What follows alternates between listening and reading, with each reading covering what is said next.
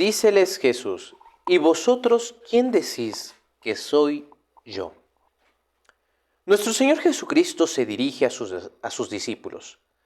San Cirilo de Jerusalén explica en un sermón: para nuestros hermanos apóstoles que nos presidieron en el ministerio que Cristo nuestro Señor les instituyó, esta cuestión que les propone les causó un silencio de aproximadamente medio tiempo. Pues, al prestar oídos a quienes no conocían a Jesús y consentir en sus corazones el error, no supieron qué responder a pesar de los signos tan evidentes que les mostraba en aquel lugar. Otro estudioso de los evangelios, como San Juan de Dios, repite esta misma enseñanza de los primeros cristianos. No podemos tomar esta pregunta hecha por Jesucristo tan a la ligera, ya que de ella depende la base de nuestra santa religión. Cuestión que hizo que los apóstoles callaran por completo, haciendo un profundo y largo silencio. Podríamos decir que para corregirles su error, Jesucristo, nuestro Señor, les hace estas preguntas de manera pedagógicas, pues igualmente para nosotros sería volver a repetir esta pregunta, escuchando y viendo lo que el mundo dice y que está errado. Para ustedes, ¿quién soy yo?, dice Jesús. Ya escucharon y ya vieron lo que ellos dicen, lo que el mundo está diciendo, y está mal, está errado. Bueno, para ustedes, ¿quién soy yo? Según muchos hombres ateos, Jesucristo es un personaje histórico y mitológico para muchos ateos, que son más que nada cristianos enojados con Dios. ¿Por qué? Porque es fácil ver que ellos lo que tienen es odio contra el cristianismo, porque ellos no hablan mal de Alá, el Dios de los musulmanes, no hablan mal de los judíos, porque si no les tratarían o los tocarían como antisemitas, no hablan mal en contra de los dioses hindús. O sea, del único Dios que hablan mal es de Jesucristo nuestro Señor. Entonces Jesús dice, escuchando y viendo lo que el mundo dice y que está errado, está mal, para ustedes, ¿quién soy yo? Si tuviéramos a Jesús aquí mismo, presente, frente a nosotros, que lo podamos tocar, escuchar y ver, y sabiendo que lo que respondamos a esta pregunta, de ello dependería nuestra salvación, ¿no sucedería también lo mismo? Porque a hoy en día, lamentablemente para los católicos, la doctrina ya no es importante. La doctrina ya no es seria. Lo que les importa hoy en día para los católicos, y entre comillas católicos, porque no los tomo como verdaderos católicos, lo que les importa es recibir, entre comillas, sus sacramentos, cumplir de manera tradicional, porque sus papás así les dijeron que tenían que hacer, porque sus papás así les dijeron que lo tenían que hacer, pero se olvidan de aprender la doctrina. Se les olvida aprender el magisterio de la Sacrosanta Iglesia Católica. Y bueno, continuamos. No me voy a tratar de desviar. Para ellos no les importa ya la doctrina. ¿Por qué? Porque este es el fruto del Conciliábulo Vaticano II. ¿Cuál es el fruto del Conciliábulo Vaticano II? Que ellos han suavizado la doctrina o han querido suavizar la doctrina católica para no ofender a los de las otras religiones. Pero Jesús no suavizó la doctrina. Jesucristo nuestro Señor, Rey, Señor de señores, Dios de Dios, luz de luz, Dios verdadero de Dios verdadero, engendrado no creado consubstancial al Padre, Jesucristo no suavizó su doctrina. Por algo lo crucificaron. Los primeros cristianos locos en el amor de Cristo tampoco suavizaron la doctrina cristiana. Y por algo los martirizaron y por algo los mataron.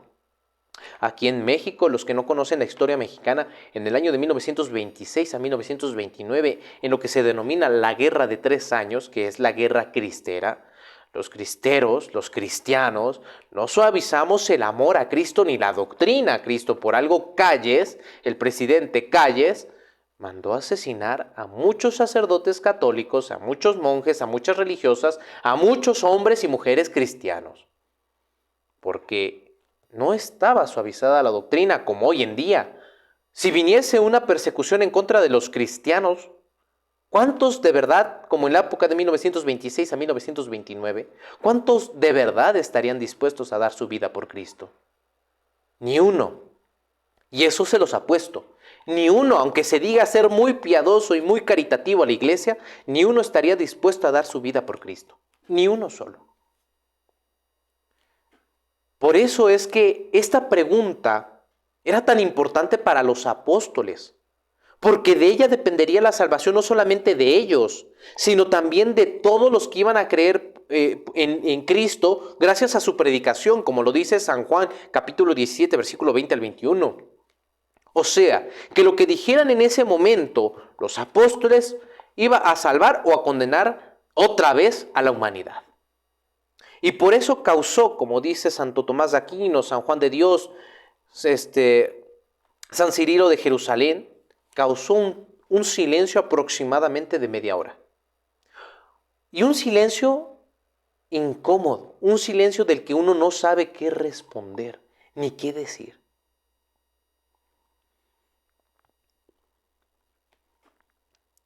Como Jesucristo nuestro Señor, como Dios, la Santísima Trinidad, Padre, Hijo y Espíritu Santo, aman al mundo, aman a los hombres, aman a su creación, no los deja desamparados, en ningún sentido, ni en el material, mucho menos en el espiritual. Y para esto les manda la asistencia del Espíritu Santo, el cual, Maestro indefectible, instruye a los hombres en el camino de la salvación. Entonces, ¿qué sucede en aquel momento? En el versículo 16 dice, tomando la palabra Simón Pedro, esto quiere decir que había un silencio y había una discusión. O sea, sí existía el silencio, pero también existía la discusión murmurada entre los apóstoles. ¿Cuál era el silencio? ¿Por qué decimos que había un silencio? Porque nadie se atrevía a responderle a Jesús. Sin embargo, estaban murmurando. Entre ellos murmuraban. Y entonces, tomando la palabra, Simón Pedro dijo, tú eres el Mesías, el Hijo de Dios vivo.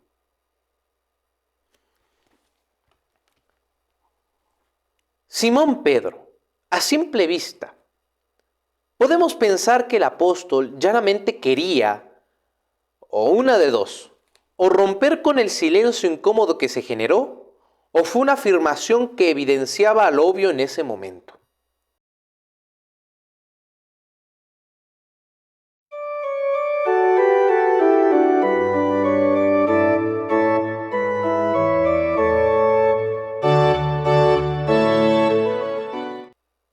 Así es, tomando la palabra, Simón Pedro dijo, tú eres el Cristo, el Hijo de Dios vivo.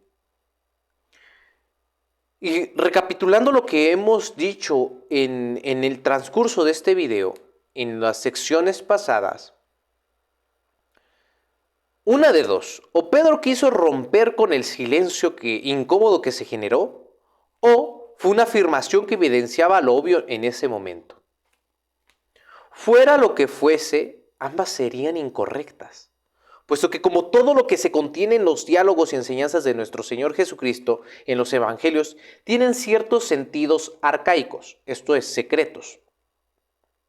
El apóstol San Pedro, iluminado y asistido por la gracia enviada por parte del Padre, que es el Espíritu Santo, esto lo enseña el Concilio Vaticano del año 1870, por el Papa Pío XI, en la carta Pastor Eternus, repito, Concilio Vaticano 1870, Papa Pío XI, carta apostólica Pastor Eternus. Le confiere el conocimiento ciertísimo en cuestión de materia de la fe y doctrina. Y con este signo Dios entrega a los hombres por medio del apóstol San Pedro la insignia de la salvación, a lo que Jesucristo, nuestro Señor, le responde. Antes que nada, aquí no lo he anotado, En cuanto termine el libro, viene un resumen. En ese resumen se los voy a colocar lo que a continuación les voy a enseñar. Aquí San Pedro, en pocas palabras, vamos a reducir todo esto para que no se haga largo el video. En pocas palabras, Simón Pedro dice, tú eres el Cristo, el Hijo de Dios vivo. Aquí lo que está haciendo Simón Pedro es dos cosas. La primera, reconocer que Jesucristo es el Hijo de Dios, que es Dios verdadero.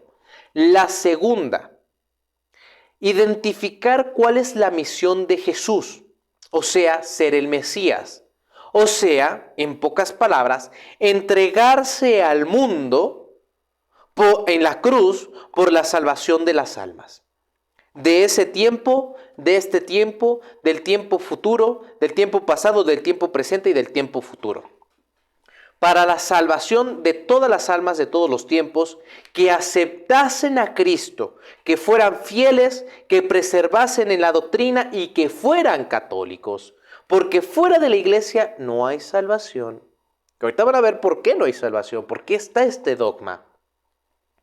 Entonces, Simón Pedro le dice, tú eres el Cristo, o sea, el Mesías, el Hijo de Dios vivo.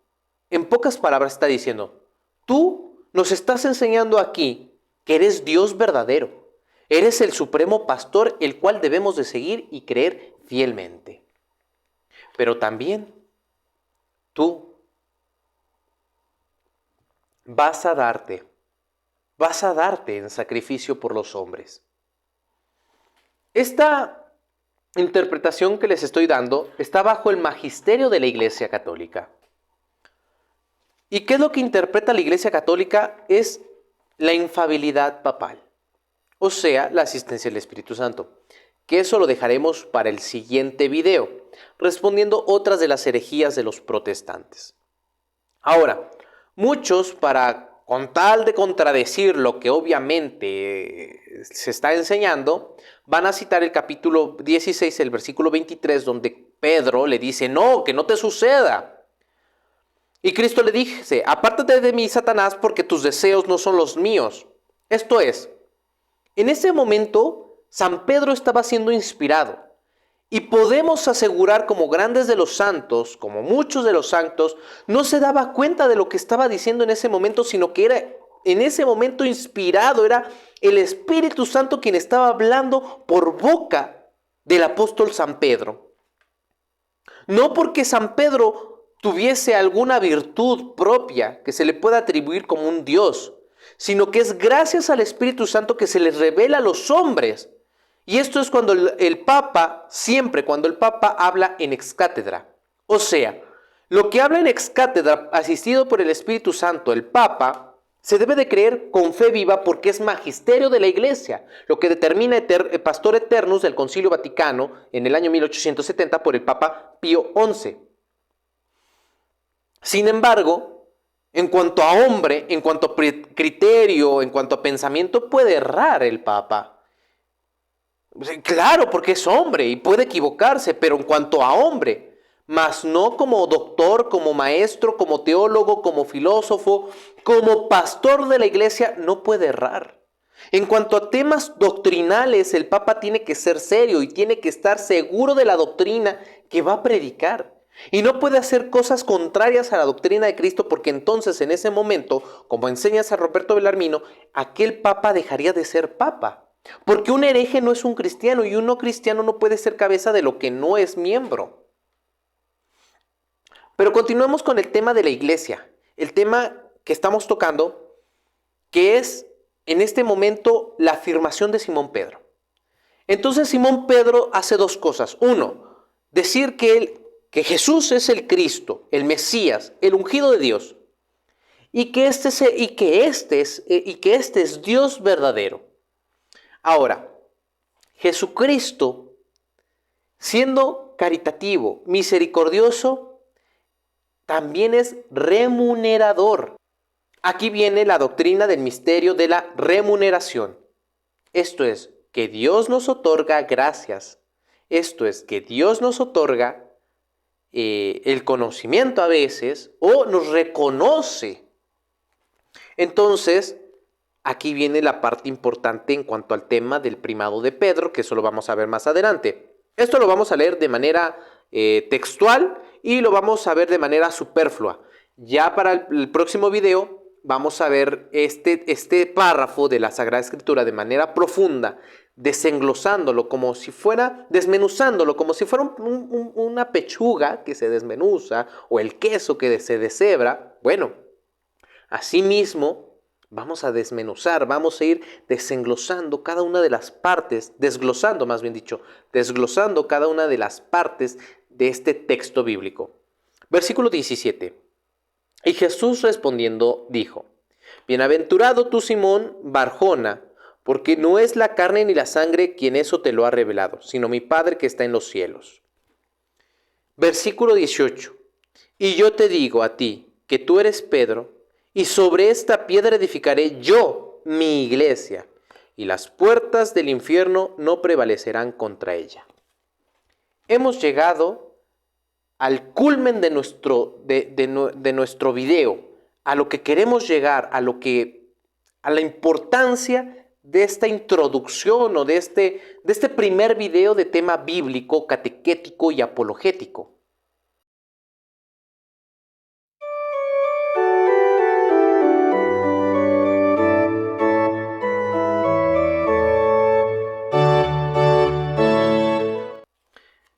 Vamos a tomar la imagen del apóstol San Pedro y el diálogo que se crea entre Cristo y San Pedro y lo vamos a pasar a segundo plano o a tercer plano.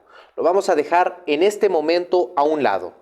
Tómenlo y déjenlo a un costado. Y vayamos al versículo 18 a donde Jesús dice: Y ahora yo te digo que tú eres Pedro y que sobre esta piedra edificaré yo mi iglesia. Recuerden que cuando hablábamos de Cesarea de Filipo era algo importante, y es algo importante para nuestra sacrosanta religión, porque es allí donde Cristo no solamente le entrega las llaves del reino de los cielos a San Pedro, sino donde allí Cristo funda la Santa Iglesia. Pero todavía no cantemos victoria, nos falta más allá, profundizarnos. Pero para eso va a estar el libro. Ahorita en este momento vamos a ser más concretos. Ya vamos a ir cerrando el tema. Ya vamos a ir conectando un punto con otro punto, una idea con otra idea. Vamos ahora sí a entenderlo todo. ¿Qué quiere decir la palabra iglesia? La palabra iglesia viene del griego eclesía, que se traduce como llamar desde fuera o congregar. Es una traducción literal. Muchos de los protestantes, cuando quieren debatir conmigo, yo les digo lo que significa la palabra iglesia, significa, no lo que se traduce. Ellos dicen, no, la traducción dice llamar desde fuera o congregar. No, a ver, momento. El contexto bíblico en el que se utiliza la palabra en la Biblia, tanto en el Antiguo como en el Nuevo Testamento, es muy diferente al significado de la palabra griega, porque la palabra griega tiene su propio significado, su propia traducción al español. Sin embargo, el contexto bíblico para la Biblia, ¿qué significa? En el Antiguo Testamento, en la Biblia de los 70, Biblia de Alejandría, que es la traducción del Antiguo Testamento, nada más es el Antiguo Testamento, es la traducción del Antiguo Testamento hecha por 72 ancianos, o sea, por eso la Biblia de los 70, porque se cierra el número a 70. Del hebreo al griego.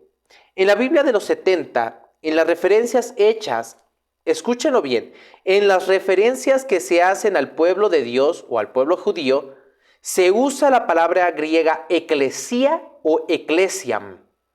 Esto es, ¿la iglesia es el nuevo pueblo de Dios o simplemente el pueblo de Dios? Pues este pueblo se encargaría de llevar la salvación del mundo. Muchos protestantes tratan de traducir como la traducción al Nuevo Mundo de las Santas Escrituras de los Testigos de Jehová, erróneamente la palabra ecclesiam por congregación. Y dicen, tú eres Pedro y sobre esta masa rocosa, edificaré o fundaré mi congregación. Momento, Jesús no funda una congregación, sino pobrecito de San Pedro, tendría que estar cargando como los caracoles la congregación a todos lados. Y no es lo mismo pueblo a congregación. Eso sí debemos de tenerlo en cuenta. No es lo mismo congregación a pueblo. La palabra iglesia en la Biblia es el nuevo pueblo de Dios, o sea, en el Nuevo Testamento, lo que está diciendo Jesús, yo sobre ti fundaré mi pueblo. Entonces, para nosotros los católicos no es un edificio, no es un inmueble, es el conjunto de personas que creen en Jesucristo, es el pueblo de Dios. Ahora, ¿la congregación puede estar dentro del pueblo de Dios? Sí. ¿La congregación puede ser el pueblo? En muchos casos y más en nuestra modernidad, no. ¿Por qué? Porque muchos en el pueblo no necesariamente tengan que creer en Cristo para ser parte del pueblo. Entonces, ¿qué es lo que fundó Jesús? La iglesia. Personas que crean en Él forman parte de la iglesia, forman parte de una sola iglesia. Ahora, también hay que tener cuidado con los evangélicos, bautistas, la renovación carismática, que utilizan cantos profanos y heréticos. Uno de esos cantos es ese que dice, tú eres la iglesia, yo soy la iglesia, todos somos la iglesia del Señor. Aguas, porque si tú eres la iglesia y yo soy la iglesia, si tú te mueres, ahí se acaba entonces la iglesia de Cristo. No, lo correcto en la doctrina cristiana, la doctrina impregnada en la Sagrada Escritura que enseñó nuestro Señor Jesucristo es, tú eres parte, no la iglesia, eres parte de la iglesia. Yo soy parte de la iglesia, todos formamos parte de la iglesia del Señor. Eso sería lo correcto, eso sería lo más cristiano que se podría cantar. Otro canto que podríamos decir nosotros que sería católico es el de tú, yo, somos como piedras vivas que conformamos el edificio que es la iglesia. Este es el cuerpo místico de Cristo. Colosenses 1:18, Primera de San Pedro, capítulo 5. En pocas palabras, Cristo aquí está fundando el agente que llevaría y que se encargaría en la persona de San Pedro y de los apóstoles, de los 12 apóstoles, incluyendo Judas, porque ahí todavía no se suicida, sino incluyendo a Judas, a los 12 apóstoles, ellos se encargarían no por buenos, no por santos, como se quieren dar a conocer a hoy en día los evangélicos y los bautistas y todos los puritanos protestantes. No, sino por virtud de Cristo, dar la salvación a todo el mundo. O sea, Cristo funda la gente, funda la iglesia que está encargada en la persona de San Pedro, de los apóstoles y de los sucesores de los apóstoles, San Juan capítulo 17, versículo 20-21, para llevar la salvación a todo el mundo, a todos los cristianos de todos los continentes y de todos los tiempos. Repito, este agente es el que va a llevar desde que Cristo la funda hasta la consumación de los siglos. ¿Por qué? ¿Qué promesa le hace Cristo a esta iglesia? ¿Es una iglesia acaso de santos? ¿Es acaso una iglesia de puros justos como se hacen ahora, hoy en día los protestantes, que ellos son los buenos y los católicos somos los malos? Vamos a ver qué dice Jesús. Y las puertas del infierno no prevalecerán contra ella. Esta es una promesa que hace Jesús, que ni Satanás mismo en persona, ni los comunistas, ni los masones, ni los protestantes, ni los modernistas, ni los malos sacerdotes, ni los malos obispos, ni los malos miembros van a poder acabar con esta iglesia. Porque Cristo la promete. Perdonen la redundancia, de lo que dice San Mateo capítulo 28, versículo 20. Yo estaré con vosotros siempre hasta la consumación del mundo. Repito, San Mateo capítulo 28, versículo 20. Yo estaré con vosotros siempre hasta la consumación del mundo.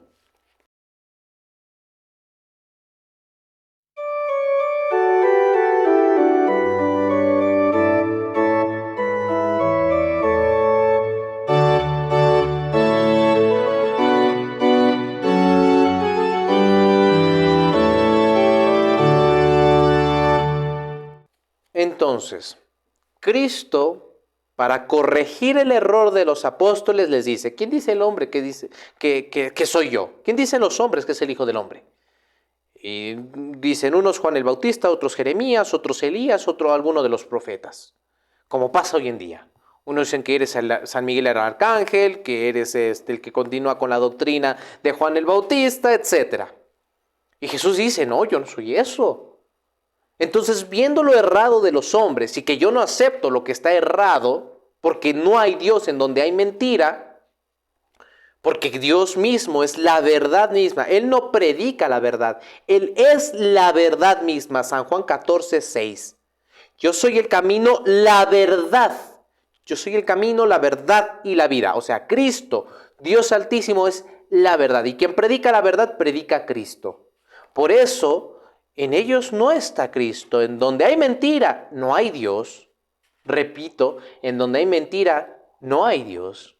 Entonces, continuando con esto, Jesús le dice, y vosotros que me conocéis, que dormís conmigo, que comen conmigo, que están conmigo casi 24/7. A excepción de los momentos en donde Jesús se va a orar aparte y que fue tentado en el desierto. De ahí en fuera, ustedes que conocen lo que yo les he predicado. Para ustedes, ¿quién soy yo? Para ustedes, ¿quién soy yo? Pregunta Jesús. Y es una pregunta muy seria, una pregunta muy dura, que grandes teólogos y filósofos de la época medieval, de los primeros cristianos, como es San Cirilo de Jerusalén, dicen que esta pregunta causó un silencio de media hora aproximadamente, o sea, de medio tiempo. Y es sorprendente que esta pregunta hoy en día también nos pueda causar un silencio a los que escuchando al mundo no sabemos qué responderle al Señor. ¿Qué es para mí el Señor? Y entonces en medio de esta confusión se levanta un hombre, Simón. El nombre de Simón significa caña quebradiza. O sea, Simón era impertinente, era tibio, tenía todas las imperfecciones del mundo. Pero en ese momento Dios lo elige, el Padre lo elige y lo inspira con el Espíritu Santo. Y se levanta y dice, Señor, tú eres el Mesías, el Hijo de Dios vivo. O sea, ¿cómo no nos podemos dar cuenta que estás tú en la piedra del Dios de los pastores? O sea, tú eres Dios, tú eres el pastor supremo. ¿Cómo no nos podemos dar cuenta en ese momento? Y Jesús le dice, viendo la señal del Padre, le dice, bienaventurado eres Simón, hijo de Jonás, o Simón Barjona, porque esto no te lo ha revelado ni la carne ni la sangre u hombre alguno, sino mi Padre que está en los cielos. Y ahora yo te digo, tú eres Pedro, y sobre esta piedra edificaré mi iglesia. Y ni los poderes del infierno prevalecerán contra ella. Tomemos a un lado a los apóstoles y a Pedro. Y lo que nos importa es que Cristo hace más de 2000 años, porque Cristo vino hace más de 2000 años, fundó una sola iglesia. En la persona de San Pedro, claro está. Pero Cristo fundó una sola iglesia. A esta iglesia, solamente esta iglesia, a ninguna otra, ni evangélica, ni pentecostal, ni luterana, ni calvinista, ni anglicana, ni modernista, ni ninguna otra. Solamente la iglesia que él está fundando en ese momento, en ese preciso momento, le dice que ni las puertas del infierno prevalecerán contra ella. O sea, ni Satanás, ni con sus gobiernos ateos, ni con sus gobiernos comunistas, socialistas, de izquierda, ni las feministas, ni los LGTB, ni ninguno otro va a poder destruir a esta iglesia. Ni los protestantes, ni los judíos, ni nadie. Nadie va a poder destruir a esta iglesia, a la iglesia que él fundó. Y ¿por qué no la podría destruir Satanás? Ni con los malos miembros, ni con los malos obispas, ni con sacerdotes de desviación sexual, ni con malos papas o antipapas. No la va a poder destruir. ¿Por qué? Porque Jesús le dice en San Mateo capítulo 28, versículo 20, y estar seguros, o sea, crean verdaderamente que yo estoy con vosotros todos los días o siempre. Siempre, a cada momento, en cada instante, siempre. hasta la consumación del mundo, hasta la consumación de los siglos, hasta la consumación del mundo. Jesucristo nos está diciendo que Él no se va a ir de esta iglesia. Jamás. Va a ser continua esta iglesia, siempre. O sea, que no va a haber un momento de oscuridad como muchos pretenden de decir, ay, es que hubo un momento de oscuridad hasta el siglo XVI, en el año 1525, cuando Martín Lutero se salió de la iglesia católica y fundó a los santos protestantes.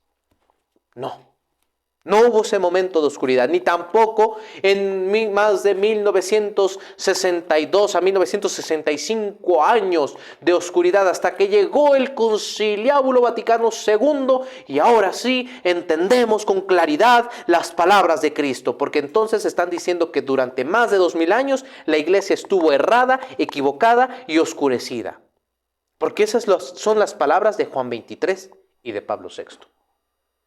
Palabras heréticas, contrarias a la doctrina de Cristo, porque Cristo le promete a la iglesia, y yo estoy con vosotros todos los días hasta la consumación de los siglos. Y no es posible que durante más de 1962 años la iglesia haya estado en oscuridad, en tibieza espiritual, en perfidia, y que ya llegó el Concilio Vaticano II, les dio la nueva luz. Escúchenlo bien, la nueva luz. No una luz tradicional, una luz de evangelio, de la vida, no. Una nueva luz con un nuevo evangelio, con una nueva forma de interpretar los dogmas. Con Sacrosanto Concilium. ¿Quieren saber dónde lo dice? Sacrosanto Concilium. ¿Quieren saber dónde más? Léanse los 16 documentos del Conciliábulo Vaticano II, pero busquen los más antiguos, no los reformados, porque ahora hoy en día ya los han tratado de suavizar y tratar de acordar a la doctrina para que digan los modernistas que lo lean. Ah, no, pero sigue todavía acorde a la doctrina, no es cierto. Los 16 documentos originales, que a Dios gracias tenemos nosotros los originales, que firmaron muchos antiobispos, están llenos de herejías progresistas y satánicas. Y ahí mismo entonces están contradiciendo la misma doctrina de Cristo, donde dice a la iglesia, yo estoy con vosotros todos los días hasta la consumación de los siglos. No es posible que Él diga eso y que el concilio y que Juan 23, Pablo VI nos digan todo lo contrario, nos enseñen todo lo contrario. Y que la gente lo crea ciegamente y que los que fueron en su momento pastores legítimos hayan dejado a Cristo por un nuevo evangelio, por un evangelio diferente. No es posible.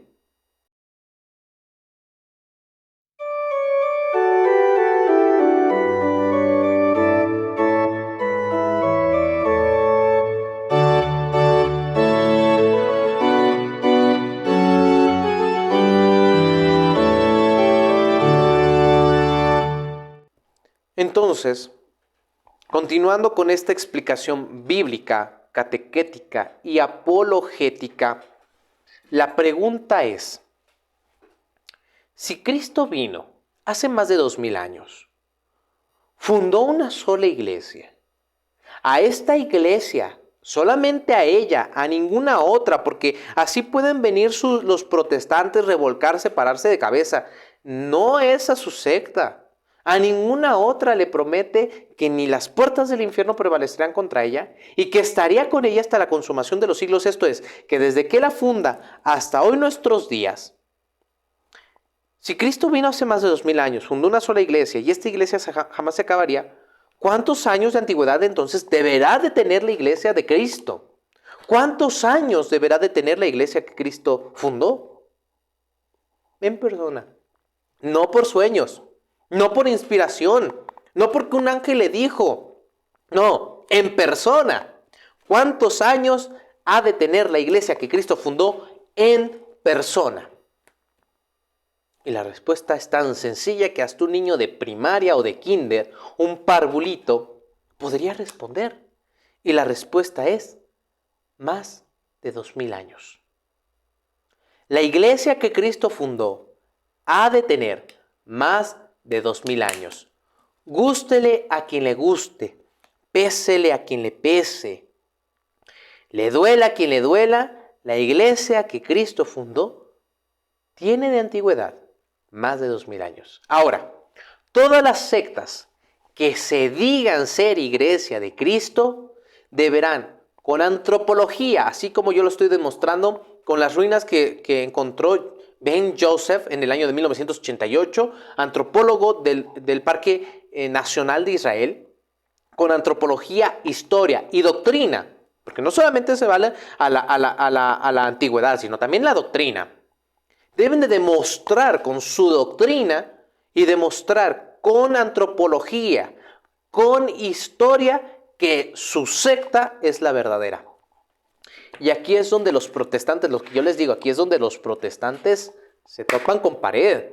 Aquí es donde los protestantes ya no saben para dónde jalar, ya no saben a dónde ir, ya no saben con quién ir. ¿Por qué? Porque no tienen historia.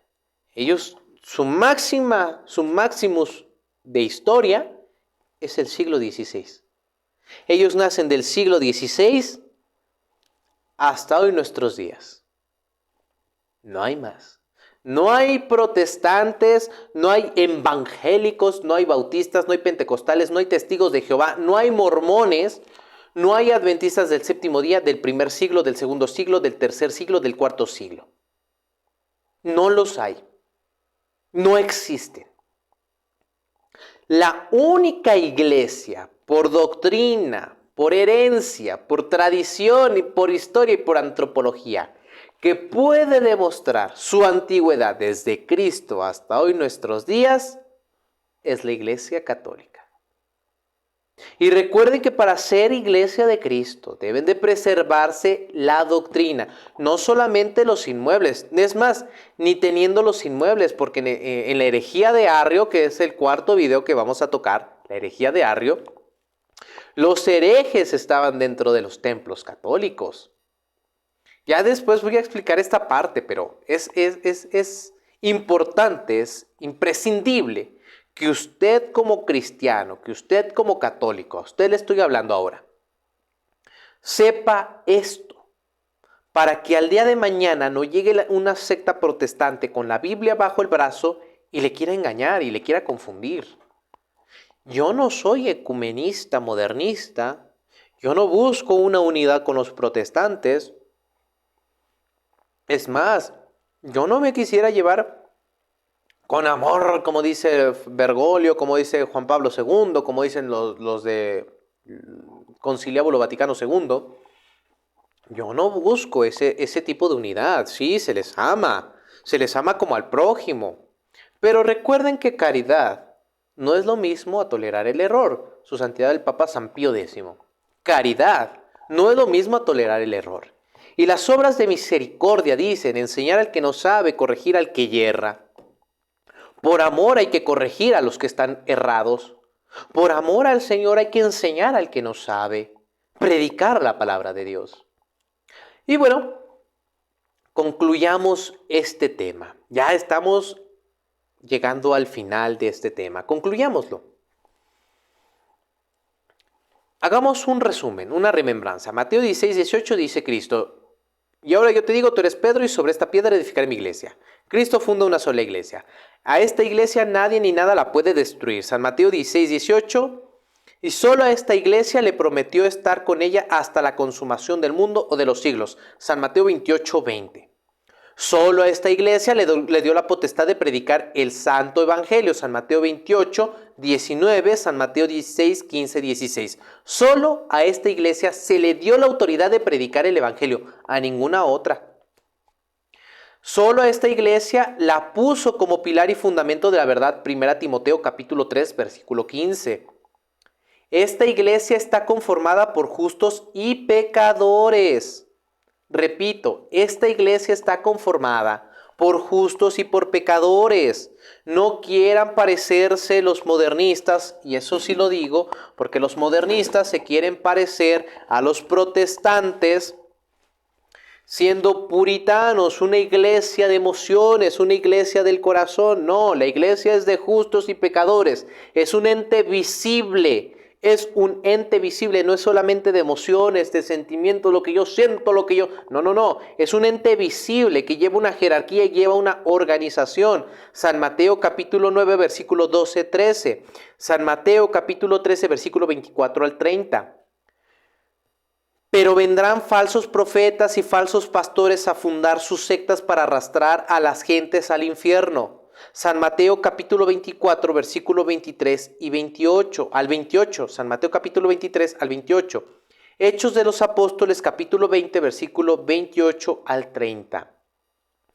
Todos los que se salen de esta santa iglesia para seguir una secta con su doctrina falsa son anatemas y se convierten en anticristos. Gálatas capítulo 1 versículos 6 al 10. Primera carta del apóstol San Juan capítulo 2 versículos 18 y 19. Y aquí les voy a entregar una última cita bíblica.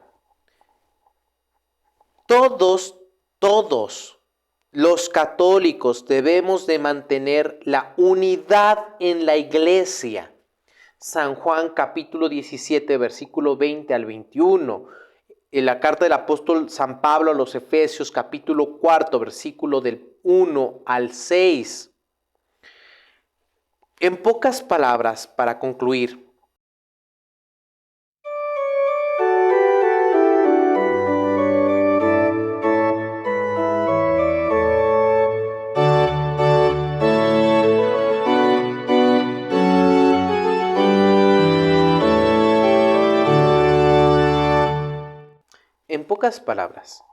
ya para concluir este largo video, no podemos, hijos míos, decir que por los malos miembros, por los malos obispos o por los malos papas nos vamos a salir de la Sacrosanta Madre Iglesia Católica.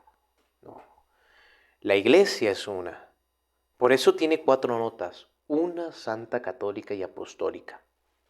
A hoy en día, a más de 62 años, dese de vacancia. Pero no porque reconozcamos nosotros la tesis sedevacantista, que el primero que propuso la tesis sedevacantista es San Agustín de Hipona, luego San Anselmo de Canterbury, San Anselmo, y luego San Atanasio, también San Roberto Belarmino. No porque nosotros nos adhiramos a esta cuestión doctrinal magisterial, quiere decir que vayamos a fundar sectas o grupos separados. Eso también es un llamado de atención para los que se adhieren a la tesis sedevacante, a la tesis que reconoce que hoy en día estamos a más de 62 años de sedevacancia. El problema de que ya nadie cree en Cristo es porque estamos divididos. Y la respuesta está en San Juan capítulo 17, versículo 20 al 21. Ahí está la respuesta. Estaré leyendo sus comentarios, tomaré en cuenta muchas de sus opiniones y responderé algunos comentarios. Haré videos especiales donde responderé cuestiones, preguntas, dudas que tengan sobre la fe. Y asimismo, procuraré ayudarles y servirles en este ministerio franciscano, en este pobremente ministerio, que espero que estos videos lleguen a más personas, que ustedes lo puedan compartir para que más personas se reafirmen en la fe. Y los modernistas, pues les causa un poquito de intriga, por lo menos un poco de intriga, de investigación, para que sepan que no están solos, que no son los únicos, que estamos la parte tradicional y verdadera, que conservamos el verdadero magisterio de la Iglesia. Y a los sedevacantistas, me dirijo a ustedes, hermanos, hijos, padres, obispos sedevacantistas. En Cristo nuestro Señor, dejemos a un lado nuestras peleas, nuestras luchas bobas de niños. Que a Dios Altísimo no le interesa quién tiene más dinero, o quién tiene la iglesia más bonita, o más preciosa, o si tienes muchos fieles o si no tienes fieles. Yo les digo, Pobres almas engañadas y confundidas por este modernismo y confundidas por el moicanismo que se vive hoy en día en la iglesia. Porque aunque muchos acusan a otros obispos de ser moicanos en sus parroquias, de ser moicanos en sus iglesias, ellos mismos también son moicanos. Ellos mismos también caen en los mismos errores que señalan a otras personas. Ellos mismos también son iguales. Antes de señalar a una persona, recuerda que tres dedos. Antes de señalar a una persona con un dedo o a otra persona con un dedo, recuerda que tres te están señalando en la tierra y tres también te están señalando en el cielo. A los fieles católicos tradicionalistas sedevacantes deben de tomar en cuenta el rol que les corresponde magisterialmente a ustedes. No se metan o no se involucren en cuestiones que corresponden al clero y a los que están en esta dignidad. Que muchas veces por esos sentimientos creamos un sectarismo y en vez de unificar a la iglesia, la dividimos más. Los que están en mi contra o buscan la perdición de mi persona, lo único que les digo es que Dios les bendiga. Yo no acuso ni señalo a nadie, simplemente busco la unidad de la iglesia, busco la verdad y que Cristo nuestro Señor se dé a conocer al mundo. Ave María Purísima, sin pecado original concebida. Pax Vobiscum. In nomine Patris et Filii et Spiritus Sancti. Amén. Pax et benedictio Dei omnipotentis, Patris, Filius et Spiritus Sanctus descienda super vos et mañana semper. Amén. Que nuestro Señor Jesucristo vaya delante de ustedes para guiarlos, detrás de ustedes para protegerlos, a un costado de ustedes para acompañarlos y sobre ustedes para bendecirlos. El que con el Padre y el Espíritu Santo viven y reinan por los siglos de los siglos. Amén. Paz y bien.